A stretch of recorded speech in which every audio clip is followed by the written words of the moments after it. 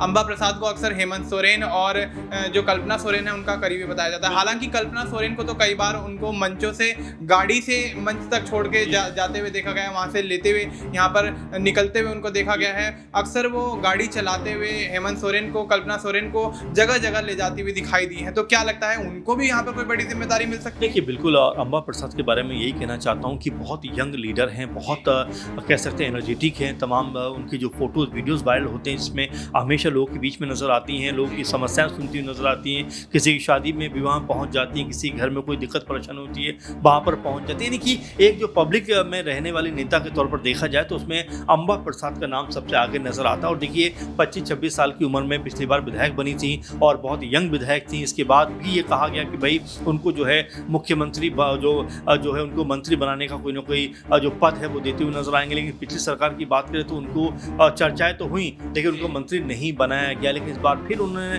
कह सकते हैं कि बड़का गांव से एक बड़ी जीत दर्ज की है और यहाँ लगातार चर्चा इस बात को लेकर है कि क्या हेमंत सोरेन उनको इस बार मंत्री बनाते हुए नजर आएंगे, क्योंकि लिखी पढ़ी हैं और एडवोकेट हैं। जाहिर बात है कि उनको पहले भी यही बात को लेकर कहा जा रहा था और बड़े कह सकते हैं कि एनर्जी के साथ में वो लोगों के बीच में रहती हैं, लोगों से मिलती हैं, लोगों की समस्याएं सुनती हैं, उनका निदान करने का प्रयास करती हैं। कांग्रेस पार्टी की जुझारू लीडर के तौर पर उनको देखा जाता है। उनके पिता भी कह सकते हैं मंत्री और एमएलए, उनकी माँ भी एमएलए रह चुकी हैं। तो कुल मिलाकर एक राजनीतिक घराने से हैं, लेकिन पिता उनके काफ़ी समय से पिता और माँ जेल के अंदर बंद थे। लेकिन पिता जिस तरह से बाहर आए उसके बाद यहाँ पर अम्बा अब ये ज़रूर सोच रही होंगी कि उनको कोई ना कोई बड़ा पद मिलता हुआ नजर आए और जाहिर बात है कि इसके लिए डिजर्व भी कहीं ना कहीं वो करती हैं। वहीं आपने जिक्र किया कि कई जगह पर देखा गया कि वो कल्पना सोरेन को बाकायदा गाड़ी में ड्राइव करके उनके मंच तक छोड़ के आ रहे हैं और वहाँ पर खड़े होकर दोनों जो है बयानबाजी भाषणबाजी करते हुए नजर आ रहे हैं। तो यही मैं कह रहा हूँ कि बहुत ज़्यादा जो है अम्बा प्रसाद के अंदर ये काबिलियत है कि तमाम चीज़ों को सीखे हुए हैं। घुड़सवारी वो करती हैं, गाड़ी वो चलाती हैं, बाइक वो चलाती हैं, कार वो चलाती हैं और एक तरीके से लोगों के बीच में वो रहती हैं। तो ये